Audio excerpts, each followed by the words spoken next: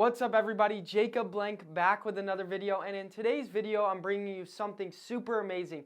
I'm going to teach you how to properly cold call and how to delegate cold calling marketing. So make sure you watch to the end of the video so you can learn how to properly cold call, find more motivated seller leads, and ultimately close more real estate deals. And if you're not already subscribed, go down below, hit the red button, and subscribe to the channel. It helps me reach more people and impact more lives. Other than that, let's get right into the video.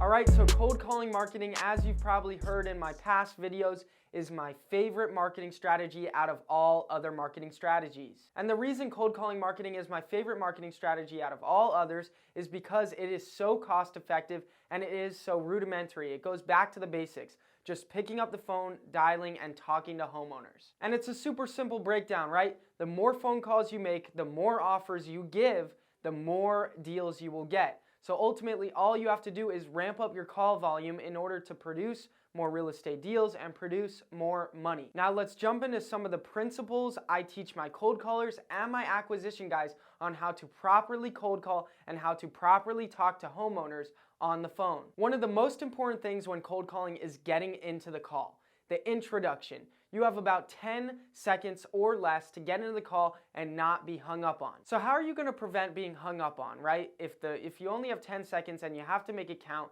what are you going to do in order to set yourself apart from the competition? That way they don't hang up on you. Well, as you know, when you get a sales call and somebody calls you, you want to know a few things right off the bat. You want to know who this is and why they are calling. You want to know who and why right away. So what you must do is tell this person on the other end of the phone who you are and why you're calling and why they should listen to you, right? Who you are, why you're calling, and why they should take the time out of their busy day to listen to you. You got to imagine everyone's life is crazy busy, and for them to take a second to listen to you means a lot. So make sure in the first 10 seconds or less you are telling them who you are, why you're calling, and why they should listen to you. Now, to layer another thing on top of that, you want to overwhelm their brain. You want to overwhelm their psychology and their patterns that are used to running in their brain in order to get the response you want. So how are you going to go about doing that? You're going to do that by using 3 different tonality tones in your intro. Now, what are these tonality tones going to be? Number 1 is going to be excitement and enthusiasm. Number 2 is going to be low monotone professionalism. And number 3 will be a question tone. You're going to hit them with a question tone at the end. That way you are overwhelming their brain with multiple different tones, multiple different enthusiasm levels, and ultimately they will trigger a response that you want. Now, a lot of people call them and they ask, is this a good time to talk? I hope I didn't interrupt you. That's negative. You don't want to go negative. You never want to say, I hope I didn't interrupt you. Is this a good time to talk? Because if it's not a good time to talk, their brain is going to trigger, no, this is not a good time to talk. Call me later. But if you ask them for a minute, hey, do you have just a minute to talk? Then you might get a better response. Hey, do you have a second? Their brain ultimately triggers that a second or a minute is a short amount of time, and their brain triggers yes. Because everyone's got a second, right? So you're triggering these cues in their brain that are wired in psychology, right, in order to get the response you want. Don't ask them if this was a bad time. Don't ask them if they have 10 minutes to talk. Ask them for a second, and I guarantee you, you will get yes, and boom, now you're into the call, right? So we are going to use multiple things to get into that call. We are going to keep it under 10 seconds. We are going to tell them who we are, why we are calling, and why they should listen. We are going to use 3 different tones, and we are going to ask for a short amount of time from them and not ask them negative things like, is this a bad time to talk? And boom, you will be into your intro and they will listen to you. Now, once you're into your intro, once you've got past that point, this is what I call when you have them, you have them. You got them on the hook. Now, take advantage of what you have. Most of the time, you will be the one ending the phone call, not them. Because once you have them, you have them. So take this opportunity to get all the information you need. Take this opportunity to try to submit an offer. Take this opportunity to try to push the needle forward to getting a deal with that homeowner that's on the other line. Because when you have them, you have them. So use that call, use your time that you just scored from them to your advantage. Now let's jump into building rapport. Building rapport is extremely important for multiple reasons, right? In past videos, I've talked about this. You need to make a seller confident with you. A 10 out of 10 of confidence with you, a 10 out of 10 of confidence with your company, and a 10 out of 10 of confidence with your product or service. Now, rapport goes deep into these things for them to be able to trust and be confident in your company and you. You must build rapport in order to do that. Now, you always have to remember that rapport building is an essential skill that can change the outcome of any conversation you have. The end result of any communication where you're building rapport is always better when that phone call takes place smoothly, not strained. Now let me give you some easy tips on how to start building rapport on your next phone call. Number one, you must listen with keen attention. You want to listen to them and listen closely. You don't want to make them repeat themselves because they will think you're not listening. So make sure you are using active listening skills and picking up what they tell you, right? And also, if you listen very closely to what they're telling you, you might be able to use other sales techniques to play off of what's going on in their life and what they're telling you in order to position them for the close. Now, this is the second way to build rapport, and it is super easy. Whenever the homeowner, the seller asks you a question, before you respond and answer their question, make sure you respond with this. That's an excellent question, John. That's an amazing question, John. I'm glad you brought that up, John, right?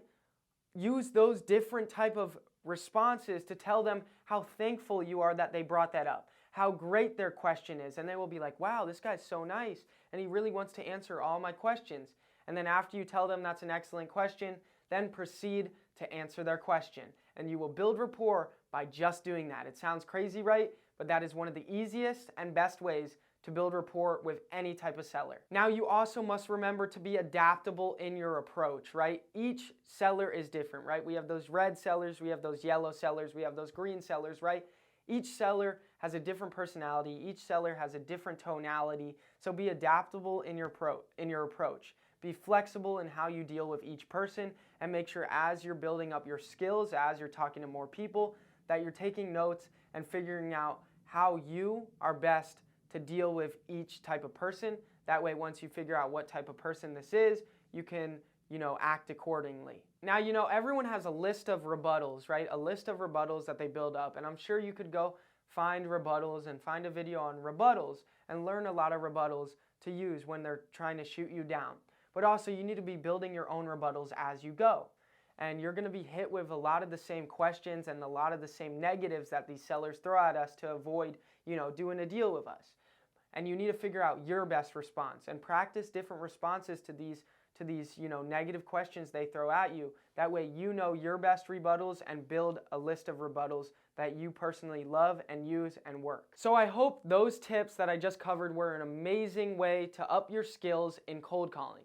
Now let's talk about how to delegate cold calling, because eventually you'll be off the phone, right? It won't just be you making the cold calls. You'll be following up with the sellers instead and trying to close the deals. You won't just be calling leads that are cold. So currently in my wholesaling real estate business, I have 30 cold callers, right? As you can tell, I dive really deep into the cold calling marketing. I love it. And it becomes very, very difficult to manage 30 people, right? That would take up all my time to, do quality control, make sure the dialer's running, give them the scripts, give them the training that they need with 30 people. There is just no way I could manage, train, and keep track of 30 people. So you're probably asking yourself, how do you do it then? How do you have 30 cold callers and be able to handle it? Well, the answer is thecallgenius.com. Thecallgenius.com.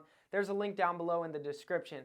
This is where I get my cold callers. It's a 300-seat call center, and they provide their agents fully trained. They come fully turnkey, so you don't have to worry about training them. You don't have to worry about managing them. You don't have to worry about doing quality control. Once you hire cold callers with thecallgenius.com, they assign 2 managers to your team in order to manage your team and manage the client relation being you, to make sure that you are happy with the results you are seeing, and to also make sure that they cascade any information that you want your agents to know down to the agents. So thecallgenius.com takes cold calling completely off your hands. You don't have to worry about a thing except checking in ever so often to make sure they're doing what they said they're gonna do. Now, yes, does it come at a cost? Yes, it does. These cold callers are $7 an hour, but you gotta keep in mind they come fully trained and fully turnkey, so you don't have to worry about a thing. A lot of these other call centers that have fully turnkey, fully trained cold callers, they charge like over $10 an hour for them.